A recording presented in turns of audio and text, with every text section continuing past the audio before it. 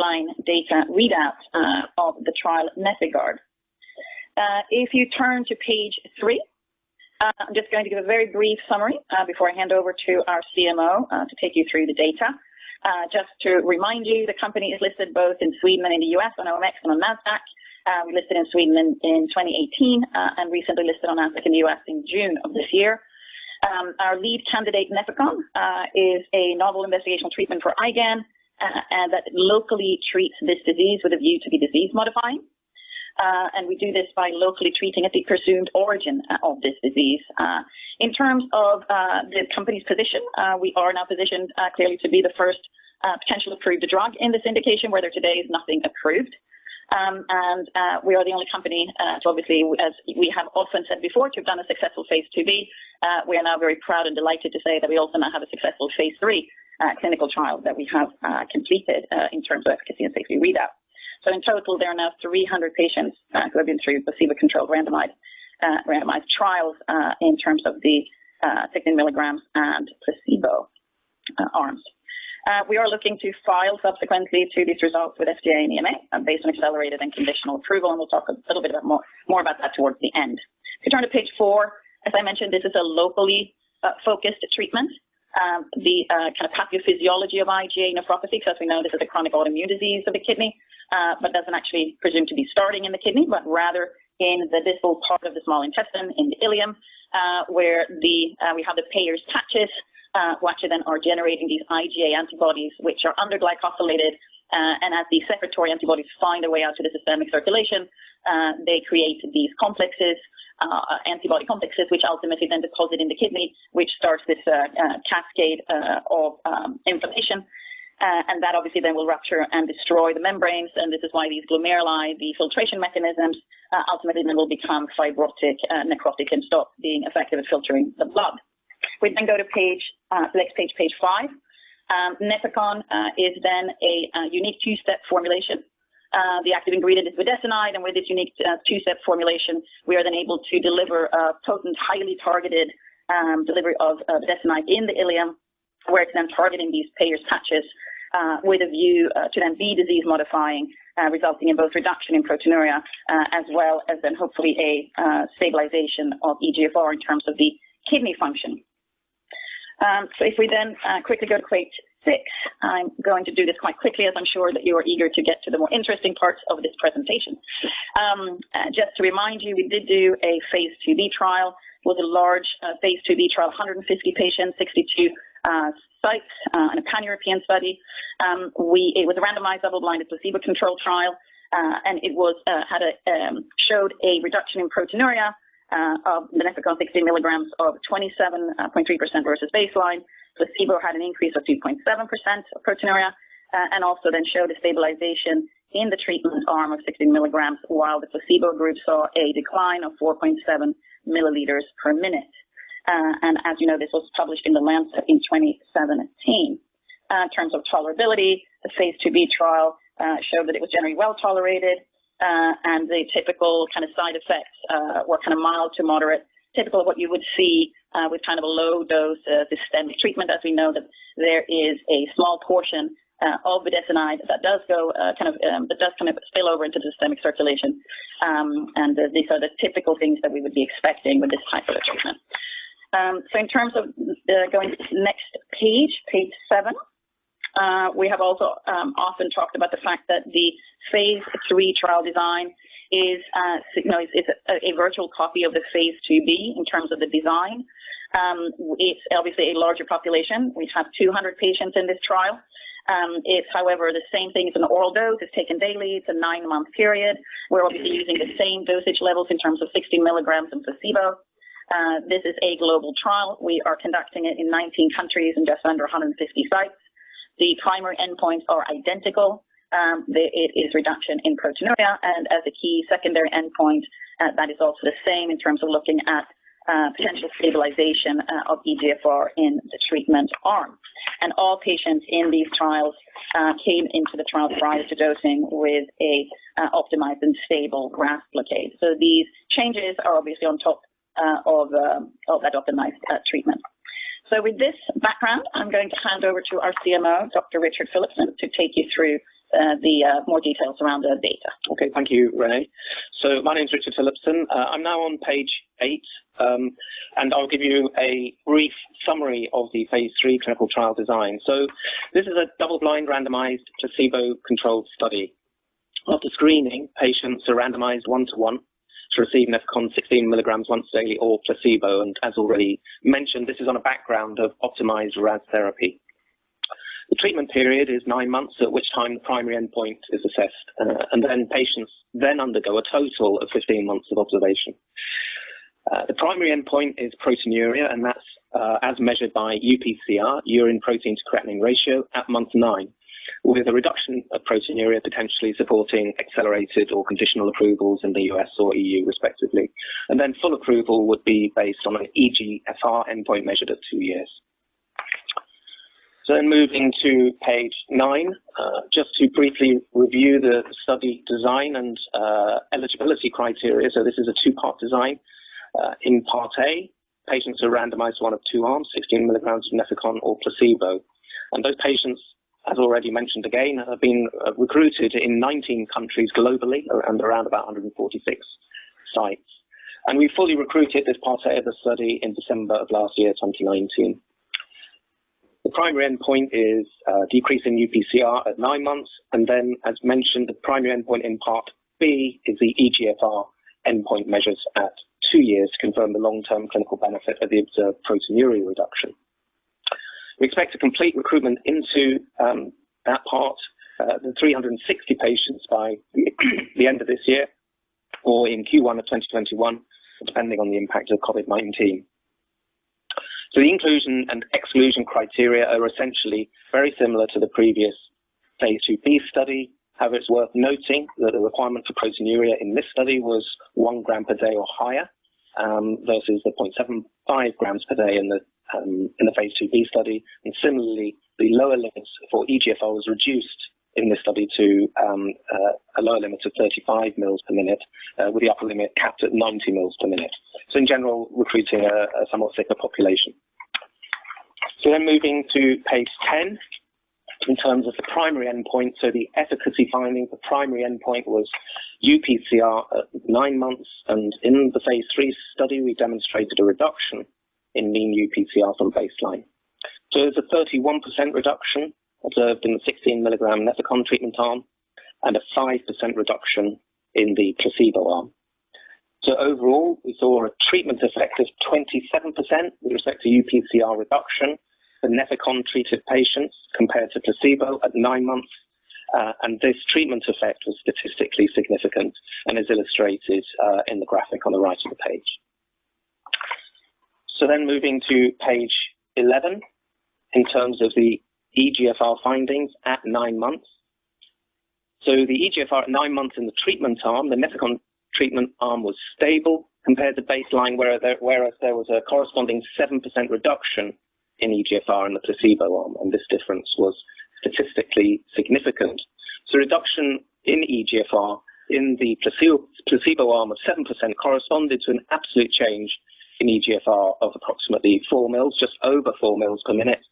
And the Nefecon treatment arm was stable at 9 months. There is a very slight reduction of 0.17 mils per minute. Moving on then to tolerability, I think it's important to say from a tolerability perspective that there were no surprises or unexpected findings with respect to safety. And the safety data are in keeping with what we saw in phase 2B, and we certainly have no concerns from a safety perspective. It's worth noting there were no severe infections and there were significantly fewer withdrawals compared to the phase 2B study. So I'll now hand back to Renee. Thank you, Richard. So if you then go to page 12, just to talk a little bit about the next steps from here. We are now planning to submit an NDA to FDA in Q1 of next year, and that will then be followed by a submission to EMA as well. And so both of those submissions should be able to be completed within the first 6 months of next year.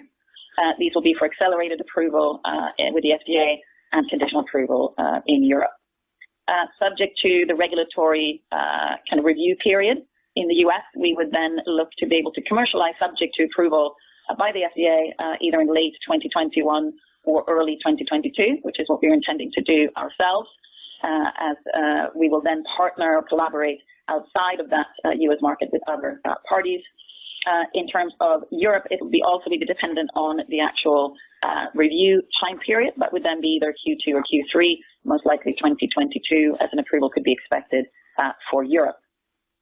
We are also, as we've been communicating earlier, we have other kind of open label studies that we are using to support this, not from a regulatory basis, but from a kind of health economics and user basis. So there is an open label trial, which is actually opening up now in Q4 for those patients who have completed 2 years in the actual NefIgArd trial. This will then be open to all patients completing the 2 years and will enable all patients, including those from the placebo arm, to get access to the active drug. There's also a extended dosing trial planned to be started next year. If we then turn to the last page, as Richard has already mentioned, obviously this study is continuing. It is continuing on a blinded basis. And so obviously we are still recruiting patients into the Part B, but obviously they will go through the same Part A as all the other patients obviously will or have done. We are expecting to hopefully be able to complete this recruitment by the end of the year. However, there has been, as I'm sure, unfortunately all of you are aware, quite a significant deterioration in terms of the COVID-19 in a large number of countries. So that is subject to some uncertainty at this point in time, and it may be that the trial recruitment will not happen until Q1 of next year. In terms of the continued blinding of the study, I guess one of the things I just want to do before we open up for questions is just to remind you that that will mean that there are limited amounts of data that we are able to share with you, as we obviously want to be respectful to the fact that the trial is continuing on a blinded basis. So with that, I think we're happy to open up for any questions. Thank you. If you would like to ask a question, please press 01 on your telephone keypad. If you wish to withdraw a question, you may do so by pressing 02 to cancel. That is 01 if you would like to ask a question. Our first question is from Wally Raycroft from Jefferies. Please go ahead. Hi, I'm Sajid on from Molly. So the phase 3 results are consistent with the phase 2B. So, and you have slightly more severe patients. So does it imply that those responded better compared to the less severe patients, or similar? I'm sorry, Maura, it's a very, very bad line. I'm really struggling to kind of hear what you're saying, unfortunately. Are you talking about the efficacy being, let me try. Are you saying that the efficacy that we saw was similar to the phase 2B, but the fact that the patients are slightly sicker means that there would have been a better response? I'm sorry, is that the question? Yes. Yes. I mean, I think overall our position at the moment is that what we've seen in terms of the primary endpoint for the phase 3 trial is in keeping with what we saw in the phase 2B trial. So I think what we're seeing is a very consistent performance of the treatment across those two clinical trials. I see. So the question is noted that the withdrawals are significantly less. Any comment on how much was the withdrawal percentage? No, we're not going to provide specific numbers relating to withdrawals. We are comfortable with the withdrawals that we've seen. They are fewer than we saw in the phase 2B study, but for the moment, we're not going to provide specific data on that. Okay, got it. And the last question is, so the eGFR stabilization, can you comment on the overall value proposition, like how long can it delay dialysis or end-stage renal disease? I'm sorry, can you repeat that? I'm just having a real trouble hearing you. Sorry, is it with regard to eGFR? Right. So with regards to eGFR delta that we have seen, so how long can it delay progression to end-stage renal disease or dialysis? I'm really sorry, I can't. I think if you're talking about the delay to end-stage renal disease, then I think if we look back to what we've seen and we look back to the Inca paper in 2016, overall, we think with respect to proteinuria we're talking about here now, we're going to be seeing 50% or greater reduction in the serious long-term consequences of this condition, so the kind of end-stage renal disease, etc. Got it. Thank you. And our next question is from Ingrid Givayan from Kempton. Please go ahead. Oh, hi all. Good afternoon. Congrats on the data. Thank you for taking my question. You mentioned that you still have the ambition to file with the FDA around Q1 2021. But just thinking that reporting the data now, it takes quite some time to shape it up before you submit the data. So I was just curious if you could share with us if there is sort of a shorter time frame, or how does it work when applying with the blinded trial data for the accelerated approval? So I think that actually I would say that we are fairly well prepared. I think we're quite well prepared actually. We have obviously been working in advance of receiving the data because as you point out, there's obviously a lot of work in and around filing as such. So I think we feel fairly comfortable about being able to to file in Q1 and hit that number as we have stated. In terms of obviously, in terms of filing or submission to the FDA, that data will obviously be quite extensive because obviously whether it's blinded or not, we will obviously be able to provide the basically all the data that's required for us to submit in order to ask for an accelerated approval. Right, got it. Thanks. And our next question is from Annabelle Zanini from Stifel. Please go ahead. Hi, this is Avatar Jones on for Annabelle. Congrats on the data. 2 questions from us. So the first question, with regards to safety, in phase 3, you guys are not soliciting the safety data. Can you provide any color or detail on how many patients reported any form of AEs or even just mild to moderate AEs? And secondly, in design of Part B, what are your assumptions for expected decline in the rate of EGFR on a monthly basis in Part B? Thank you. So in terms of the first part, I think overall, the overall frequency of adverse event reporting in the phase 3 trial was broadly similar to what we saw in phase 2B. However, we did see a lower frequency overall of adverse events, which we could link to the kind of glucocorticosteroid effects compared to phase 2B. So we think it does confirm our hypothesis that there was an increase in the glucocorticosteroid reporting in phase 2B because of solicitation. But beyond that, we're not going to discuss specific numbers today. If I understood your second question, was relating to the monthly reduction of EGFR in Part B. Is that your question? Yes. What are your assumptions for expected decline, as you sort of modeled that out in EGFR decline on a monthly basis? As the patients are all yeah, so I guess that it's really not anything that we've kind of used as a kind of modeling tool per se, as far as I'm aware. I think that obviously what we're seeing in the placebo group is a kind of continued decline of EGFR.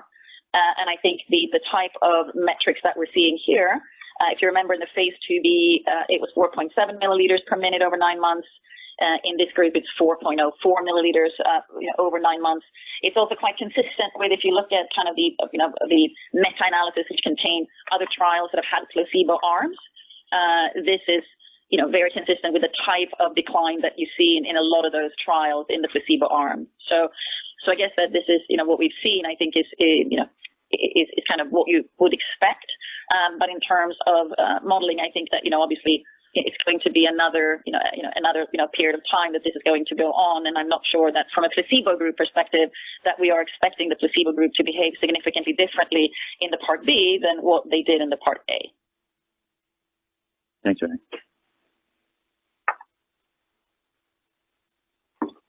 And our next question is from Yigal Nochomovitz from Citi. Please go ahead.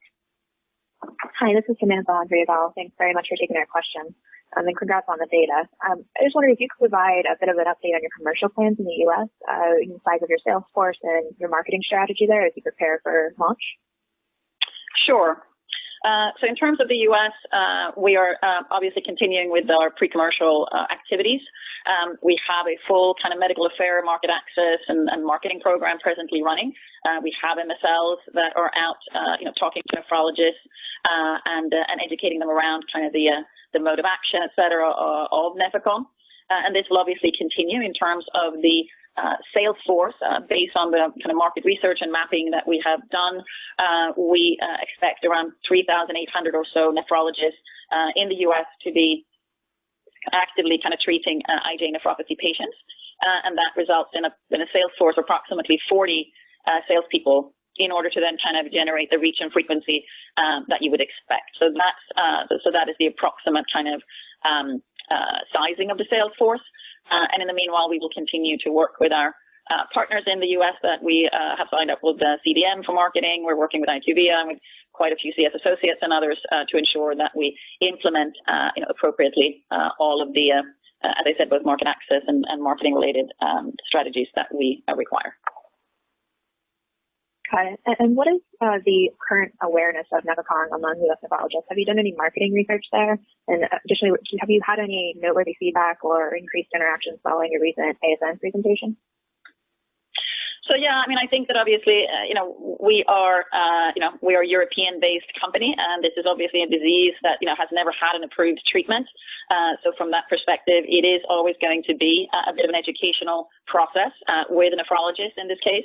I do think, however, that the fact that we did have a very successful phase 2b trial, it was published in the Lancet, I think certainly has given us a certain profile in the U.S. since quite a long time back. I also think that obviously all of the work and our raised profile, recently in the U.S. and also obviously over ASN, and the fact that we have MSLs out in the field is obviously all contributing to increasing the awareness of both Nefecon and us as a company as such. So it is a kind of continuing work, and I think that the benefit that we have here also obviously, and that we have shown through market research that IQVIA has carried out for us, is that as this is a known active ingredient, it is something that nephrologists are comfortable with and understand how it works. And I think that will also be very helpful in terms of ultimate kind of penetration and recognition by nephrologists with regards to this particular product. Got it. And then just last one for me, on your European commercial plans, what kind of partner are you looking for? What would an ideal partner bring to the table to help commercialize Nefecon? Thank you. So I think that it could either obviously be, someone that already has a renal franchise of some kind.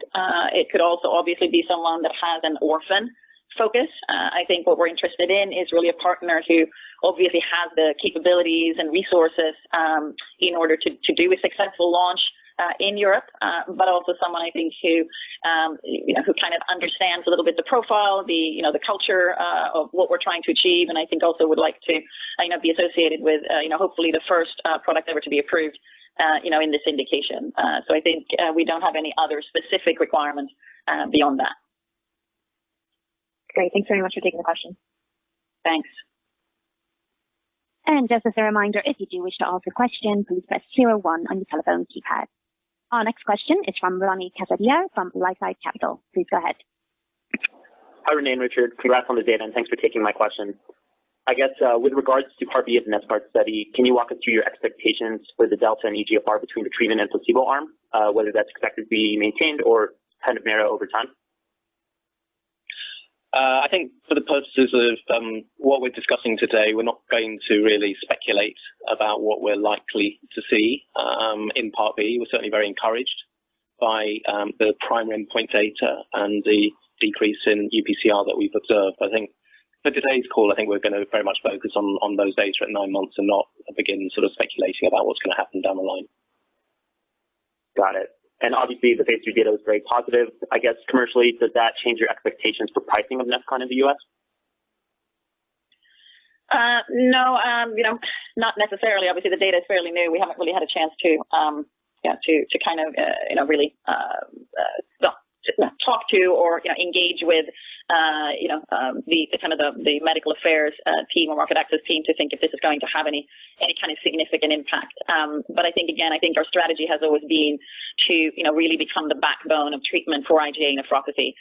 And I think that it's still the way we see the product. And so I think that, for now, we will see, obviously, how this all gets kind of accepted or received in the U.S. As well. But I think for now, we're not going to make any changes to the assumptions that we have made previously. Awesome. Congrats on the data once again. Thanks. And our next question is from Max Herman from Stifel. Please go ahead. Hi, guys. Thanks for taking my questions and congratulations on the data today. A couple of questions. Just in the phase 3, I wondered if you could remind me how many US centers were in the study and how may perhaps give you a bit of a head start in terms of, at least nephrologists having experience with the product in the US? And then wondered where you next expect to present the sort of full data set at Scientific Congress. Thank you. I don't actually have the exact number off the top of my head, Max. I don't recall exactly what the number is. But I mean, it's certainly it's a significant number of centers, and as you say, that is obviously a benefit in terms of leveraging those centers to start with, and also those KOLs, obviously, in terms of spreading the word. I will have to get back to you on that number, I'm afraid. With regards to where we're going to present the data, I think, again, we haven't really kind of decided upon that, and it's simply because we are still thinking a little bit about what kind of data we kind of realistically can share and publish as the trial is still ongoing. So we're going to have to kind of get back to you on that as well, I'm afraid. No problem. Thanks. Well done. Thanks. And just as a final reminder, if you do wish to ask a question, please press 01 on your telephone keypad now.